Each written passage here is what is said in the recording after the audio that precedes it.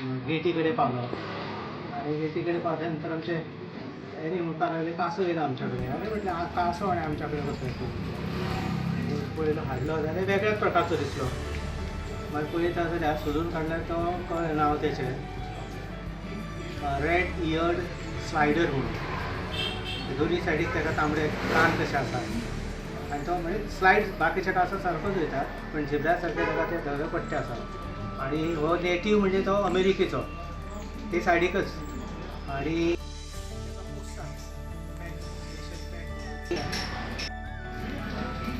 ह्या कासवाची टर्टलची ते प्रजाती जर तूं पोसतलो जाय एक्वारियमान तर एक्वारियमान सादारणपणे 200 गॅलन पाणी रावंक शकता अशें कॅपेसिटीचो जाय पडटा. कारण तिचो ग्रोथ जाता तसो तसो तो दोन्ही.